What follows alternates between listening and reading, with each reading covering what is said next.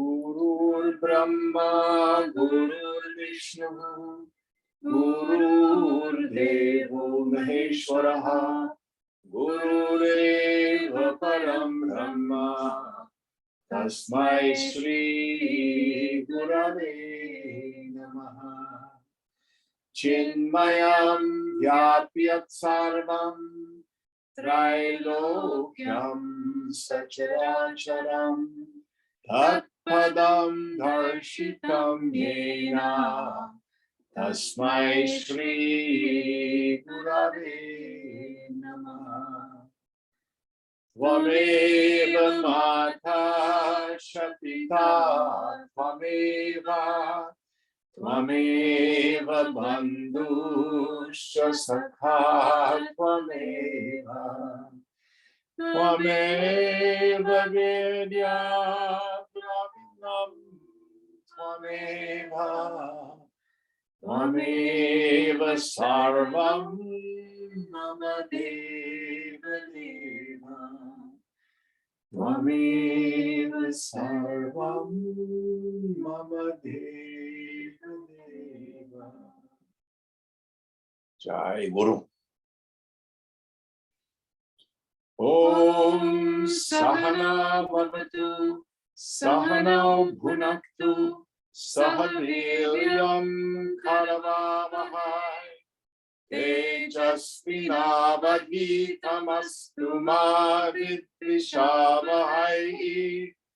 Om Shanti Shanti Shanti. So where are we in our text?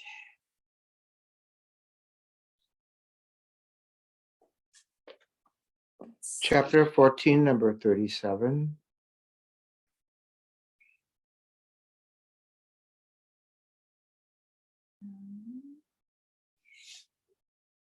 Yes. Can you help us out? Yeah, 1 second. Okay. Chinmatra Jyotisho Nityam Tamastatsminna Vidyate Tatham Karyam Mamevatya Nityamuktasya Shishyate. How can any action be left for me who am ever free? For the self is always of the nature of the light of pure consciousness, and hence devoid of ignorance. Wait a And minute. hence what? Devoid of ignorance. Yes. So these are very subtle doubts that we get at the end of our sadhana.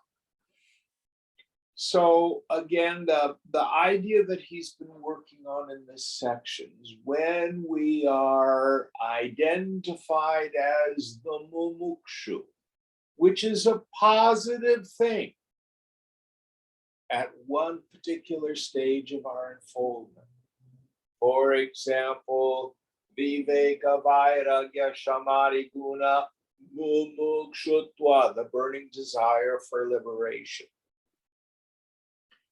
But what we hang on to are subtle ideas of wanting to accomplish a mind state, wanting to get more peaceful, concerns about, oh, I got identified, now I dropped it. Or why do I keep getting identified? I need to do more tapas. And this is important at a particular level. But what Shankara is driving at here is, in the end, remember we say both bondage and liberation occur to the mind, the self is ever free. The bondage and the liberation that occur to the mind are in Maya.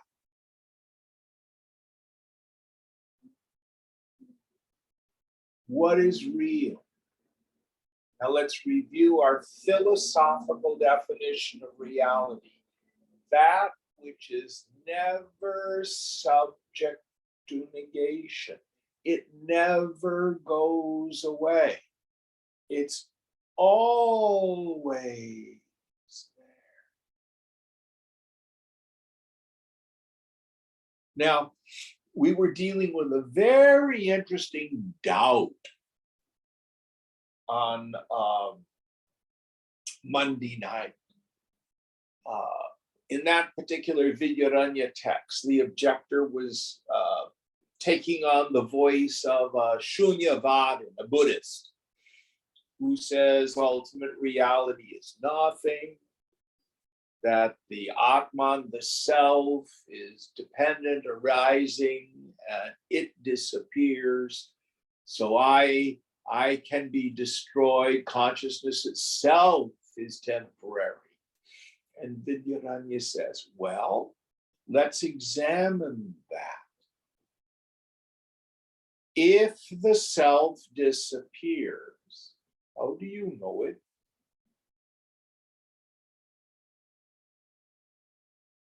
The presence or absence of something must be known. For example, Aditi, did I have breakfast or did I not have breakfast this morning? I have no idea. Why? I wasn't there. Exactly, she wasn't there. So if a Buddhist says consciousness disappears, who or what is there to know the disappearance of something?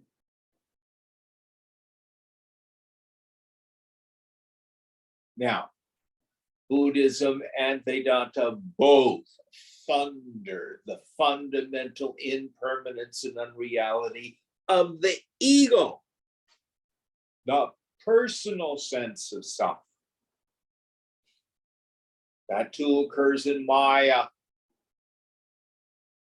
Mithya, illusory, it's imaginary. Something there is that is not illusion.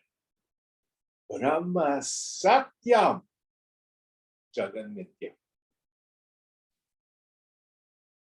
Now, how do you know you are you? That knowledge is self-evident.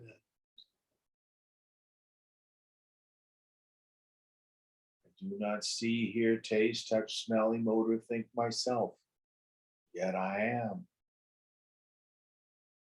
And I never go away.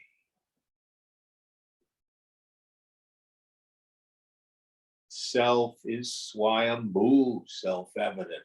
Swayam Jyoti, self-luminous, self-effulgent. And that is the only real knowledge.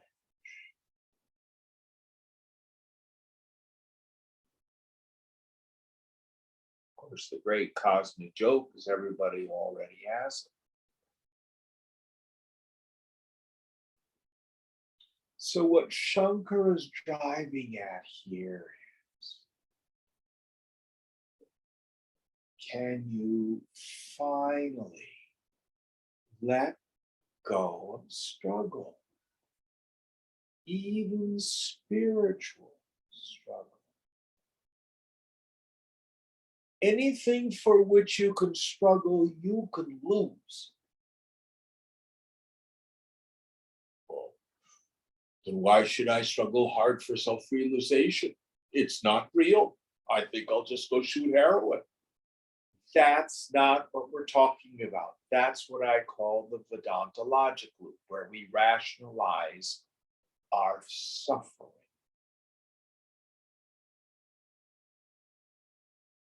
So we must go through this process.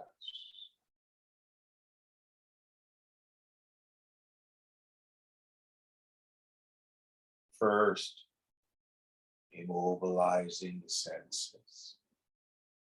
We're not so distracted.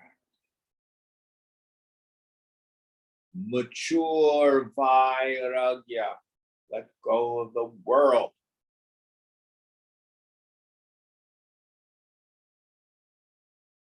understanding deeply, where is happiness? Happiness is my self-nature. Satchit Sukham, Shankara says in one of his poems.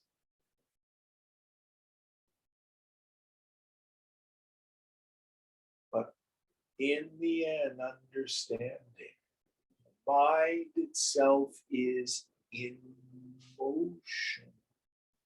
What is mind? It is the flow of thought.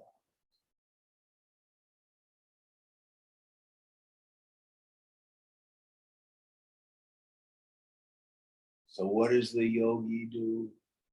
She quits believing.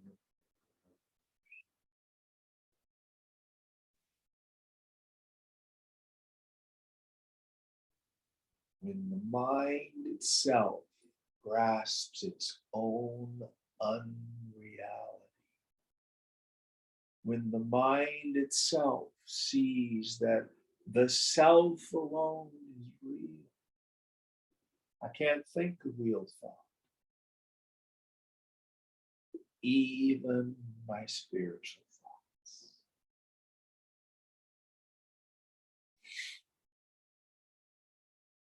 Even ignorance does not really cover the self. So I can ask a student, are you self-realized? Oh no, Jim, not yet. I'm just a worm. Are you in spiritual ignorance? Oh yes. I'm so sorry. But tell me, are you aware of this ignorance? Oh God, yes. I'm a basket case, reacting all the time. Are you aware of these reactions? Oh, of course I'm aware of these reactions. That's why they torture me. Do you exist? Yeah.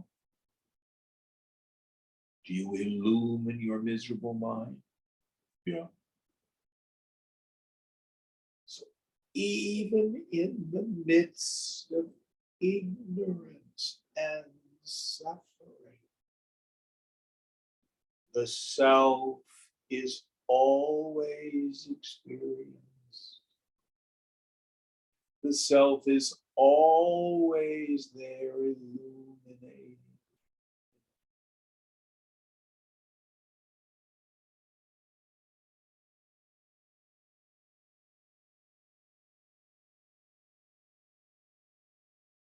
Only that is real. Brahma Satya Jagat.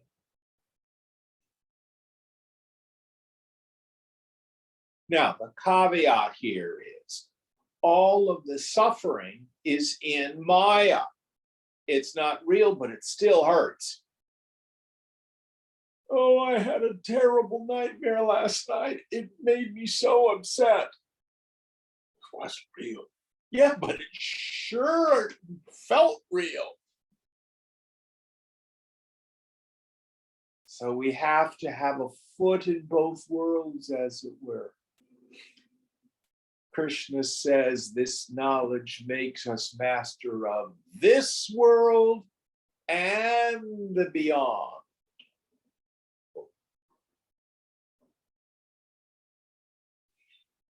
So in this world, know what's causing my suffering, know how to end it.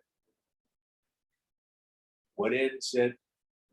Knowledge of my real nature. What does that give me?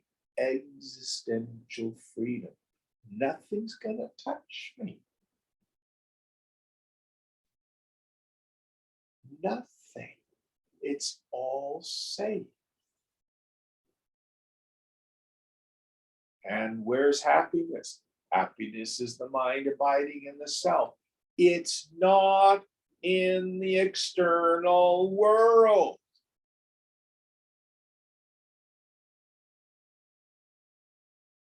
Now, ignorance of that fact doesn't affect the self, and knowledge of that doesn't affect the self, but it sure affects my mind. And that's where the problem is.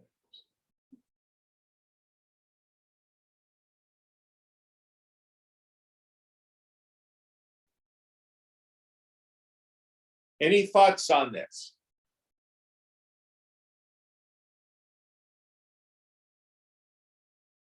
Let go, let go.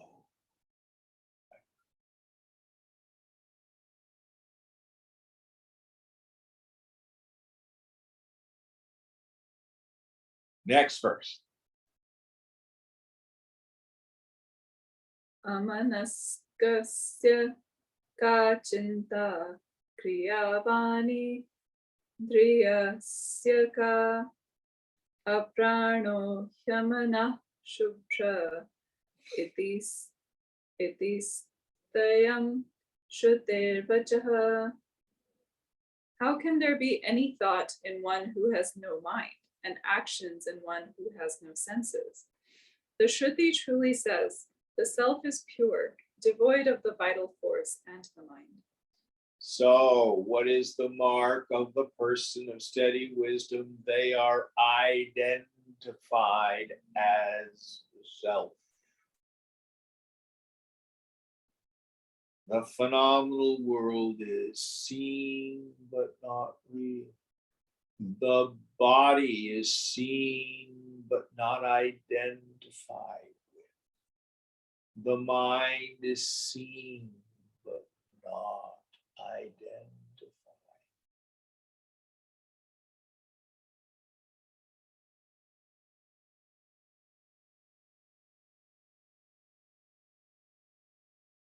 There's nothing for me to do, nowhere for me to go, nothing to be accomplished, yet nothing to know.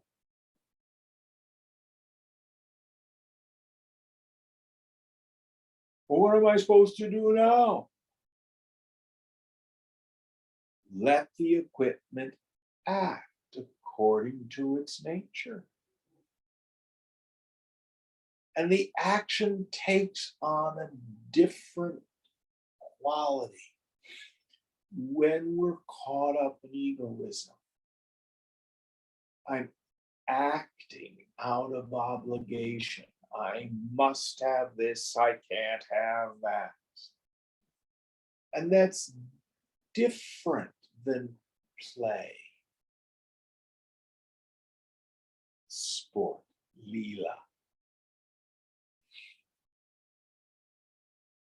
I can't remember which one of my students was telling me about this, but they were studying taiko drumming, a Japanese drumming form. And their taiko master said, you must practice drumming until you can drum like a child. When you see like a 2 or 3-year-old in the kitchen and they pulled the pots and pans out of the cupboard and turned them over and gotten the wooden spoons, I remember doing that. You ever seen kids do that? They're just having a blast, making all this noise. That's work.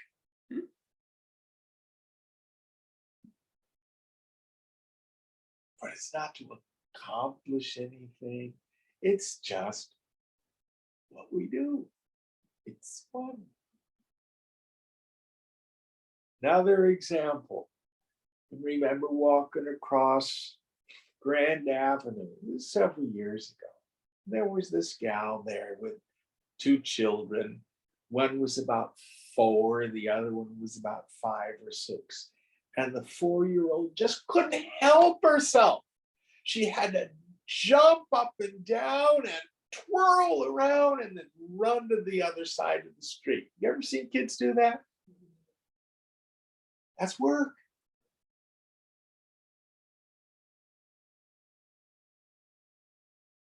Play is the highest form of work. Work is the highest form of play. And that's how we're meant to move through life.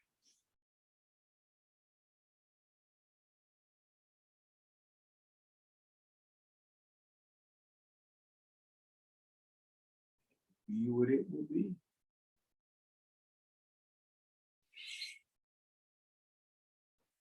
talking with a dear friend who's going in for surgery on Friday. She has cancerous tumor in her uterus. She's no kid. She's in her late 70s. We were talking on the phone. She's a Sufi. She's a good yogi. And, you know, she wants to make sure her will is out there where people can get to it. God forbid something happens in the surgery, you know. But she's not frightened. She says, you know, it's an inevitability, but I think of it kind of as an adventure. This could be it. It's going to come for all of us.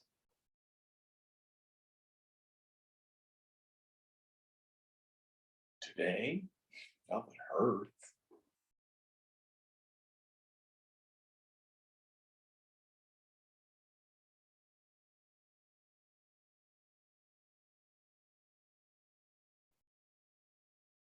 It's all safe.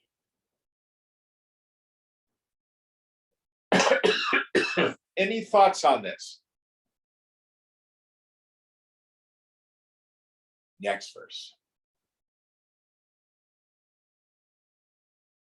Akalatvad deshatvad dadikatvad nimittah atmano neva kalade pekshadhyayata sada. Always meditating on the self, one has nothing to do with time, etc., as the self is in no way connected with time, space, direction, and causation. So the person of steady wisdom isn't always thinking, I am Brahman, I am Brahman, I am Brahman, I am the self, I am the self. It doesn't mean that. Just as you do not need to work on the idea that you have a human body.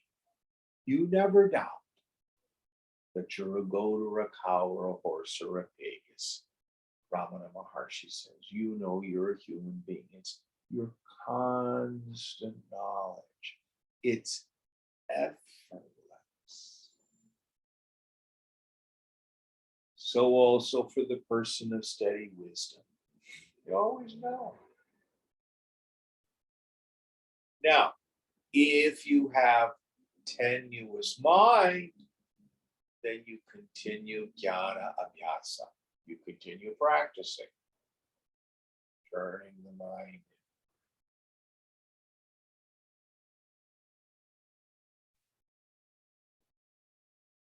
And the yogi practices this retiring into the self.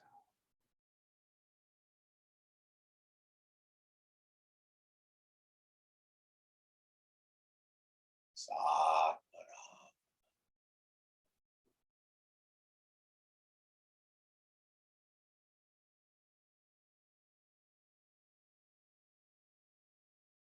There's a wonderful Shankara poem. It's called Pratasmarana. Prata smarami hriddi. Can't remember the first line, but basically it means in the early hours of the morning. I remember, sometimes it's translated, I meditate. Smarami means I remember my heart of my true nature. Even Shankara, take a little time in the morning. Drink deeply the bliss. Remind myself.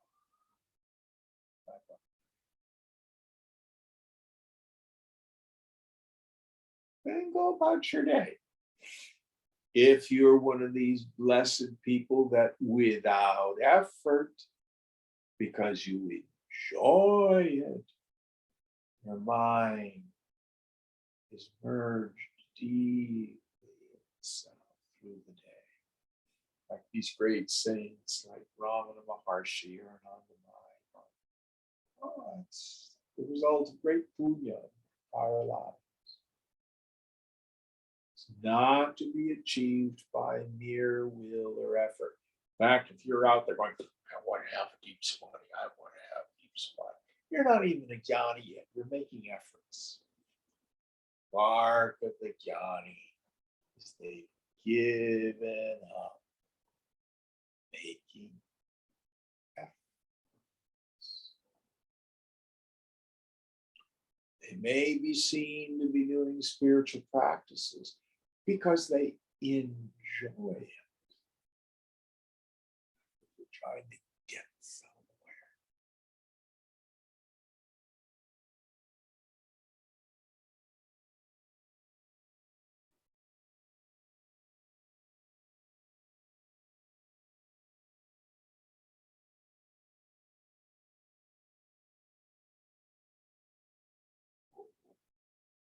Next verse.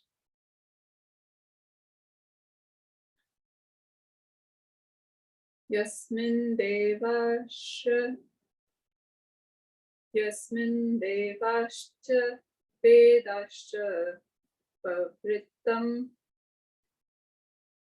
pavitram kritasne katam rajetan tanmanasam tirtham tasmin snatva mrito bhavet. The mind is the place of pilgrimage where the devas, the Vedas, and all other purifying agencies become one. A bath in that place of pilgrimage makes one immortal. Oh, what a beautiful verse. So Swamiji used to use the phrase of reveling in the halls of Vedanta.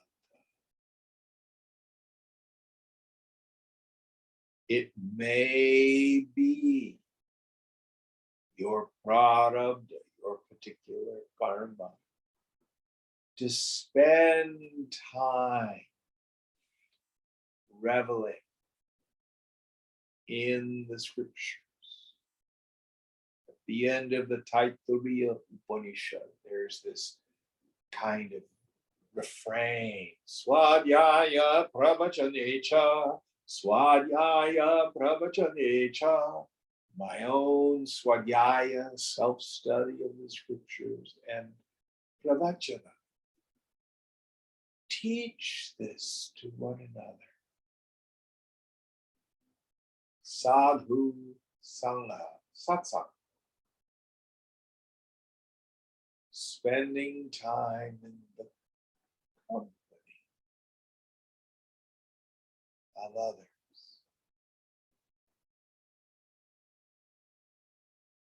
Keeps reminding me. It's a place to put the mind. What about my job? Your prarabdha will take you where you need to go. But listen carefully. Oh, I'm going to quit my job and devote all my time to sadhana. Jai, what did you do today? Netflix. I binged on Netflix. That's not sadhana. What did you do today? I worried. That's not sadhana.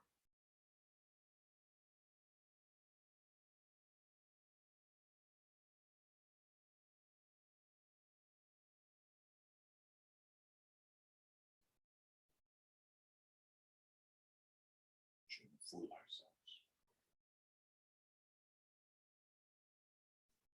It all depends on where we are and on unfold.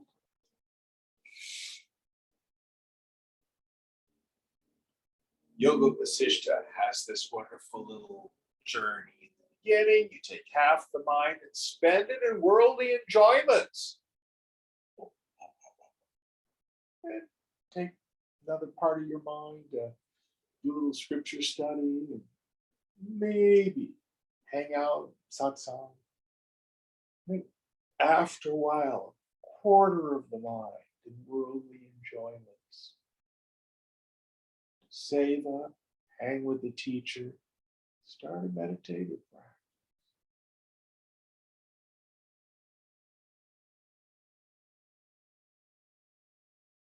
Then, after much time, you can give up this extroversion into the world. Spend time in seva, service, listening to the Buddha, scripture study, deep meditation. The mind is drawn further, further in. The world drops away.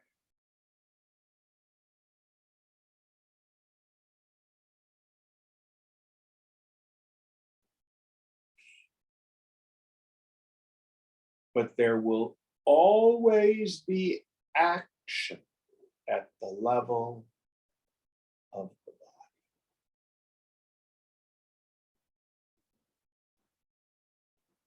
Yogi finds what is actionless in the midst of action. We're covering this very concept in the 4th chapter.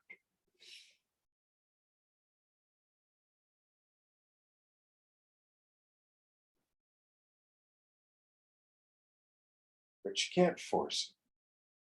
Swamiji always used to say it's an evolution, not a revolution. We can't do violence to our minds and make it do it.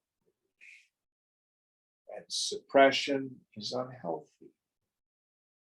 We sublimate our extroversion as the fruit of insight.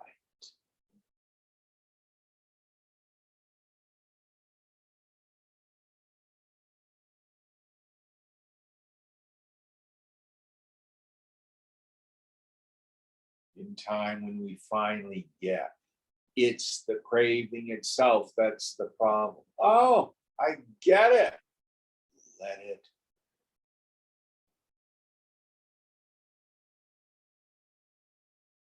Turn the mind further and further in.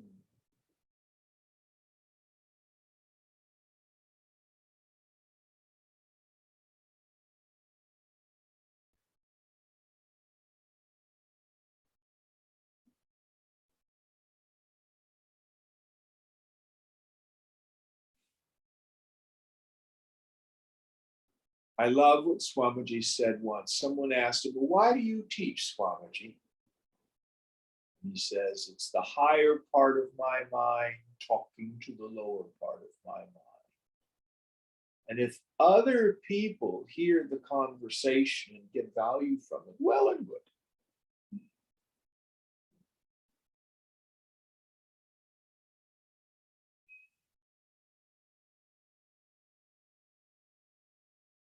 Kept his mind reveling in the halls of Vedanta. Made a job out.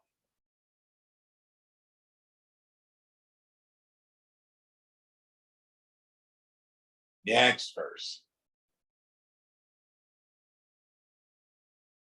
Na jasti shabdadiranne ved na paras parinapi na cheva drishyate parina drishyastu tatha rasadayasthatev drishyatvata eha dehika. Non-conscious objects of knowledge, like sound, etc., cannot illumine themselves nor one another. Therefore, taste, etc., are illumined by one other than themselves. So are taste, etc., pertaining to the body, as they are also objects of knowledge. Yes. So what he's talking about here is all knowledge of phenomena has two elements. There is a sentient phase and a jada, or insentient phase. I know the phone. I know the coffee mug. The phone can't know the coffee mug. I know my finger. I know my thumb. Thumb doesn't know finger. Hello, finger. How are you? No, it doesn't happen that way.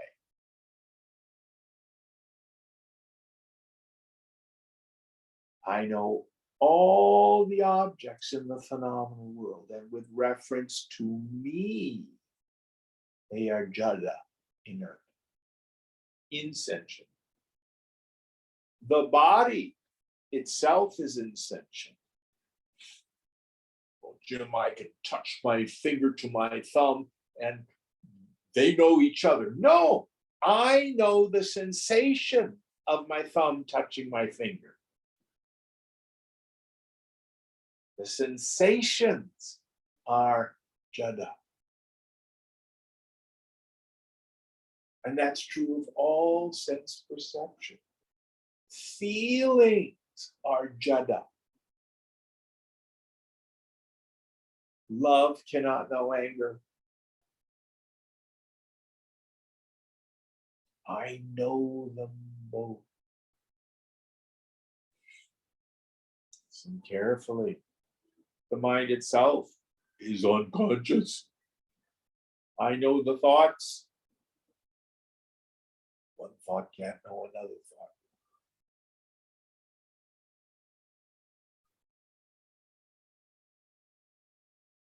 Well, I see Aditi over there. She's a conscious being.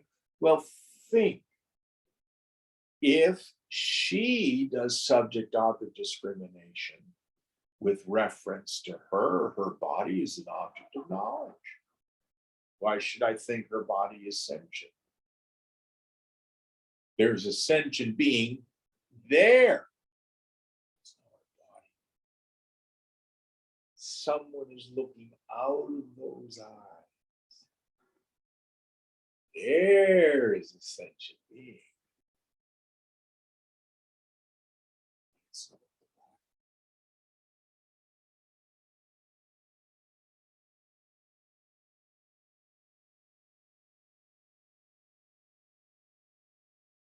All objective knowledge without exception is inert. Only the self is sentient. You are sentient. You are a sentient, conscious being. Most of us think consciousness means I'm thinking. No, the thoughts are not what consciousness is. It's just more phenomenal. It's awareness itself, which is immutable, undeniable, unnegatable, always here.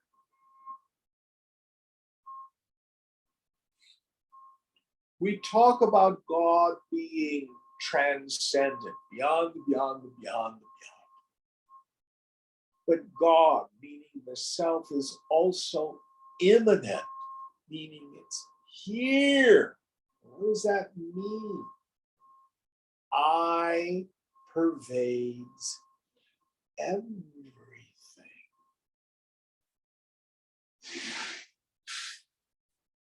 Certainly pervades you and me. What about me is an unchanging, absolutely permanent, infinite, eternal reality. It sure as hell ain't my waistline. That's growing. It's not my hair.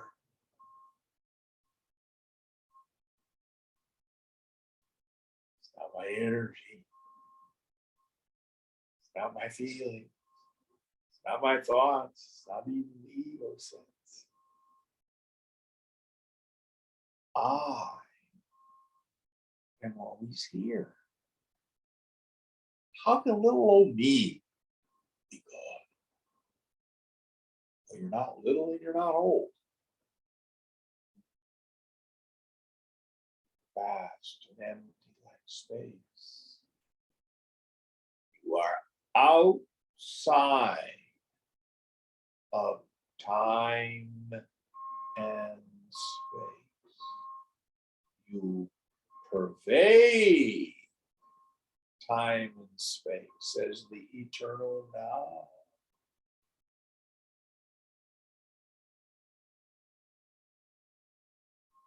But you are always untouched by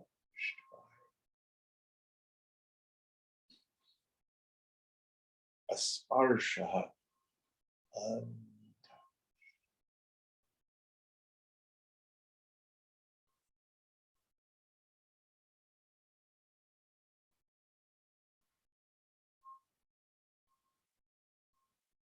Philosophically, God is omniscient, omnipotent, omnipresent.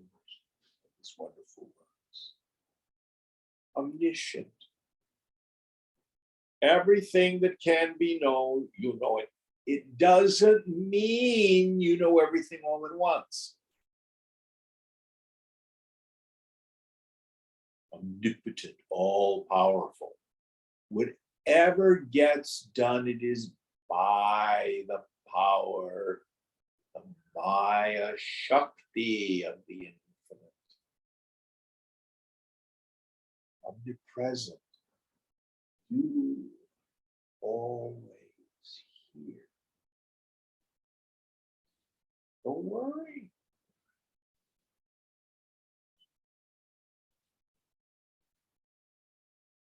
Next verse.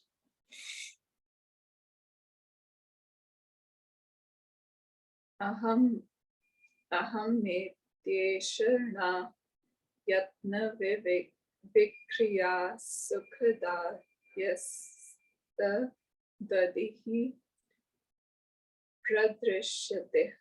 pradrishyataha drishyatva yogacha parasparena tena drishyatam yanti tatha paro bhava. The objects of knowledge, the ego, and other changes described as mind, such as desires, efforts, pleasure, etc., cannot similarly illuminate themselves. They cannot illumine one another for the same reason. You, the self, are therefore different from them. Yes. My thoughts, my feelings, my desires, do they really belong to me? It's the language I use. Basically, what I'm really saying is these things have a relationship to this particular body, mind, intellect machine.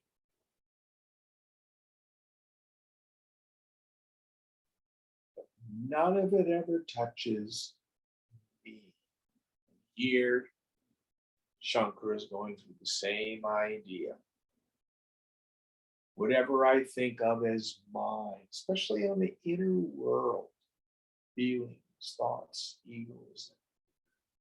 One thought does not know another. One feeling does not know another. How do you feel today? I'm annoyed. Does your annoyance know your toe? I'm annoyed at my toe, it hurts. No, you illumine the annoyance and you illumine the pain in the toe. Toe doesn't know annoyance. Annoyance doesn't know toe. You are the light of pure awareness.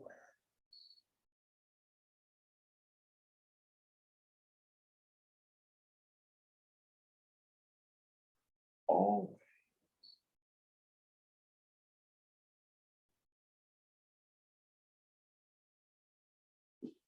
Did you have a bad day this week? Yeah. Did you get triggered? Oh God, yeah. What'd you do? I was such a jerk. I yelled at my Did you know it? Yeah.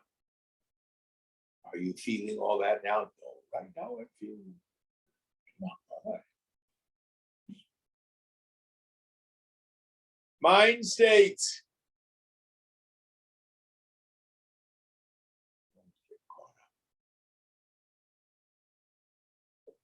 None of it touched me.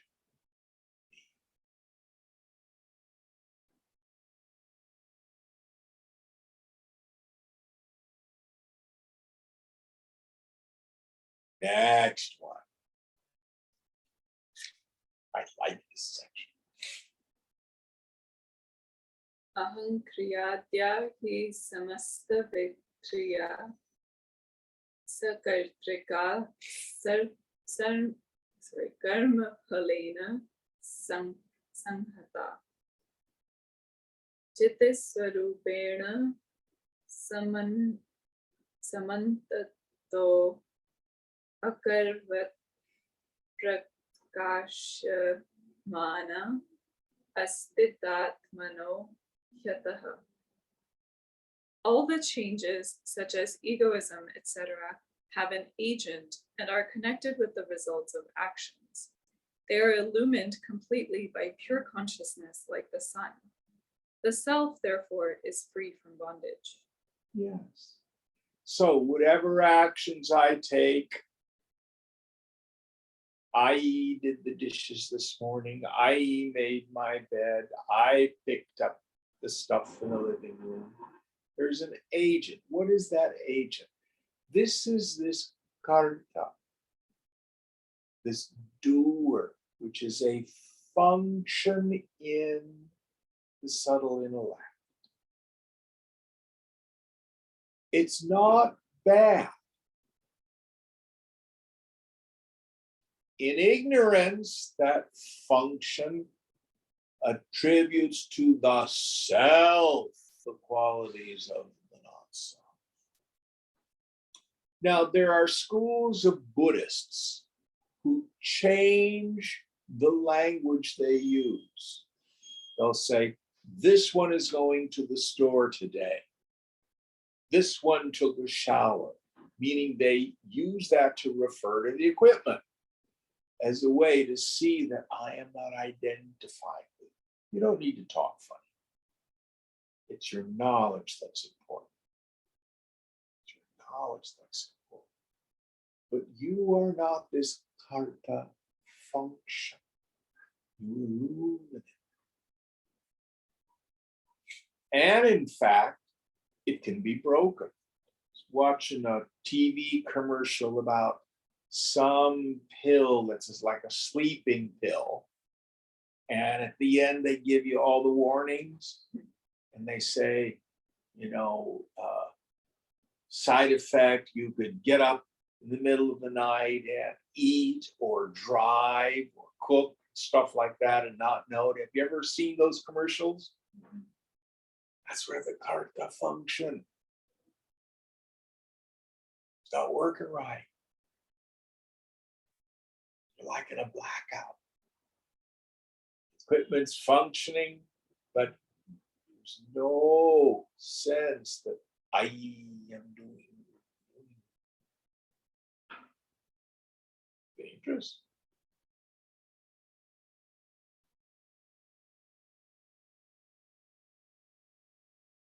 Or those people who have multiple personalities. That fascinates me. Where the mind can't coordinate it. So one person is acting here, and then there's another personality that's acting there. Sometimes one personality is aware of another, but sometimes not. You studied this in shrink school? Yeah, a little bit. Tell us about it. How does it, what makes it happen? Do we even know? No, we don't know. Sometimes it can be really severe. Trauma can make it happen, but it's not definitively known. But it's literally like there are several people inside. Very weird. So the coordinating mechanism in the self-intellect is broken. But something there is that illumines them all. No, Jim, if one personality is functioning, the other one doesn't know what's happening, then where's the self? You can have awareness of the presence of something and the absence of something. I have no knowledge of what happened between 8 o'clock last night and when I woke up in the gutter this morning. I blacked out. Do you know you do not know? Yes, unfortunately, I have no idea what I did. Let me demonstrate. Do you know there's a phone in my hand? Yes, Jim, I see the phone. Do you know there's no phone in my hand? Yes, I see there's no phone. You know the presence of something. You know the absence of something. We illumine absence, ignorance, not knowing. Ignorance itself is an object of knowledge. Another example, look around the room. Do you see the objects in the room? Close your eyes. Do you see the objects in the room? No, Jim. What do you see? I see black. I see the back of my eyelids. You can see objects. You can see darkness. Awareness never stops.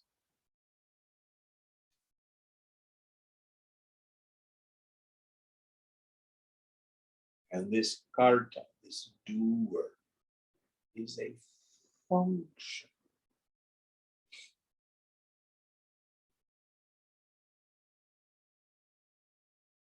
Which I am.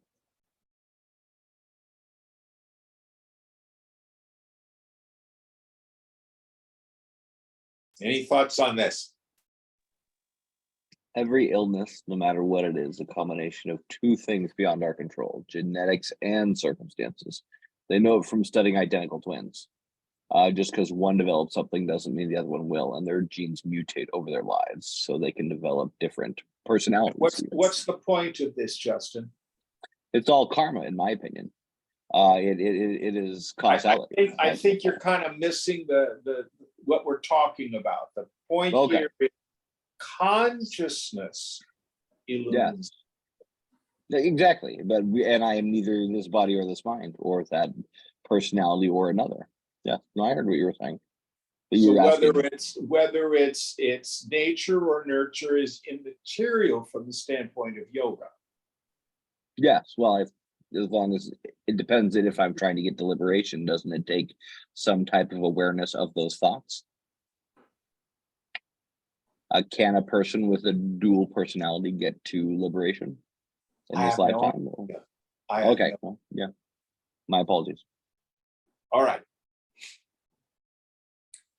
Next verse.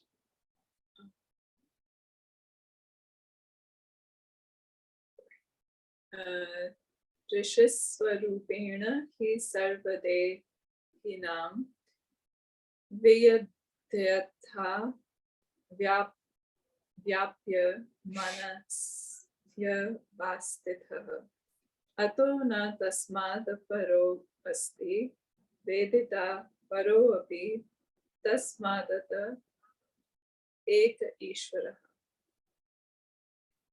As the minds of all embodied beings are pervaded by the self as consciousness, which is its nature like the ether, there is neither a lower nor a higher knower than itself. So there is one non-dual universal self only. So some of our texts will talk about a Jivatman, the individual self, Paramatman, the supreme self, that the Jivatman has to know the Paramatman. I, Jim, am a knower of Brahman.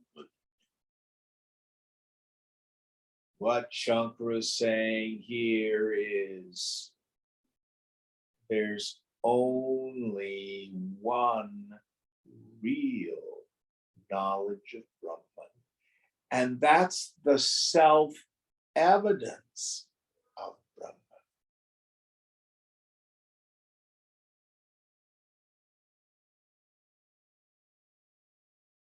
Some of the scriptures talk about the jivas doing this and the jivas doing that, the individual transmigrating soul.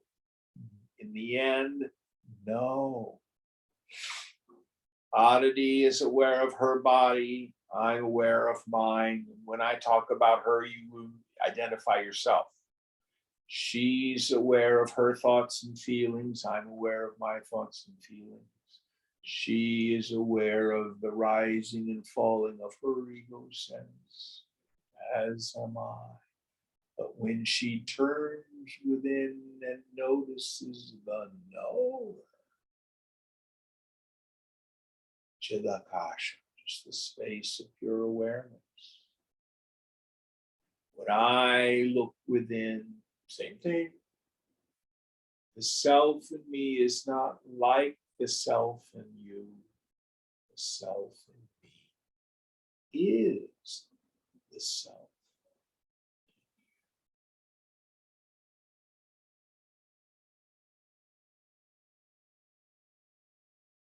Only real knowledge is the self-evidence of I. When the intellect grasps that, then the intellect gives up trying to know stuff. You cannot think a real thought.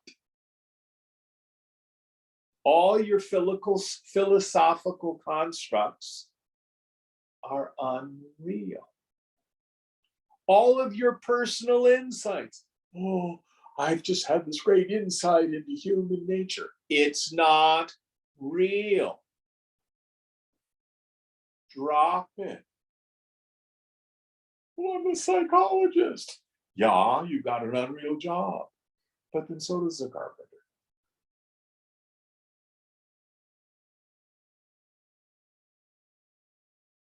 Only I is real.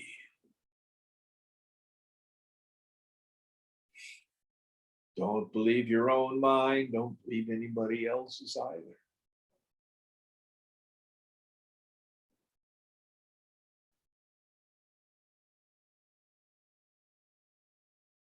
In second chapter of Gita, Krishna says, he who knows it, meaning the person who's figured it out, knows it not. She who knows it not, meaning the person who's unknown, the mind.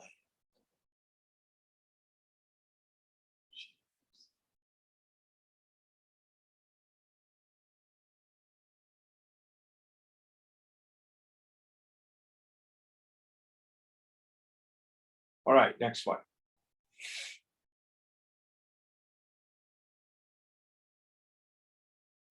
Sharira buddha yorayadi chanya drishyata niratmavadaha sunirakrita maya parascha shuddho hyave shuddhi karmataha sunirmalaha sarvagato asito advayaha. The doctrine that there is no self has been well refuted by me, as the gross and the subtle bodies are illumined by one different from them. It must be unalloyed with actions that cause impurity and beyond them. It is very pure, all-pervading, free from bondage, and without a second. So here he's summing up his argument against the Shunyavadins. Shunya means emptiness. Vadan means those who know. Means the scholiasts of the void. It means the intellectual Buddhists or the followers of Sangha. He's a particular Shunyavada. And they put forward the doctrine that the self is not real. It is destroyed. It is impermanent. There is no ultimate reality. Consciousness itself is impermanent. Shankara here is saying, nice idea, but it is unverifiable.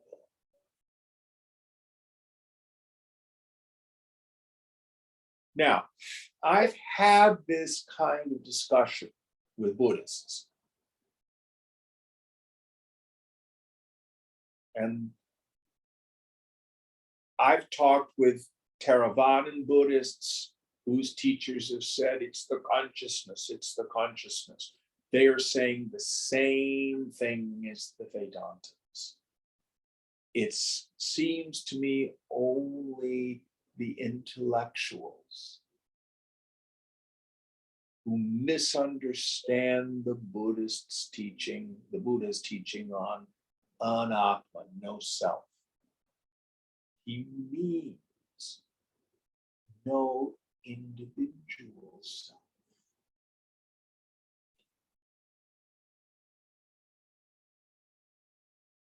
Now, whether it's Shankara, whether it's the Buddha, give up the teaching and do what the Buddha did. Sit, let go, examine. Come to your own direct experience.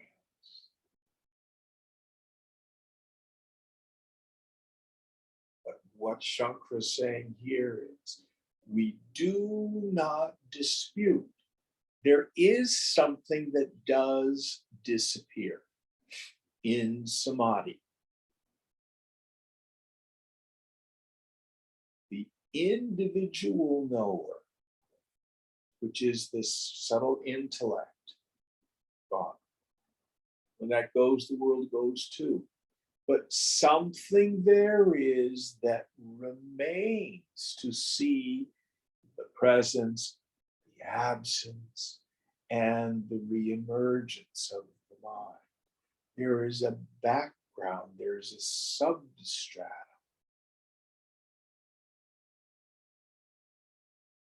Otherwise, the disappearance of the ego sense could not be known.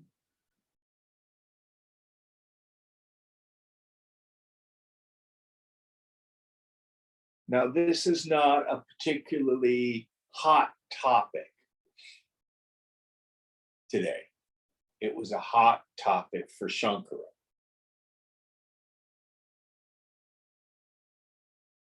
But he does address it. All right, we'll end here. Om Purnamada Purnamidam Purnat Purnamudachyate Purnasya Purnamadaya Purnamevavashishyate. Om Shanti Shanti Shanti.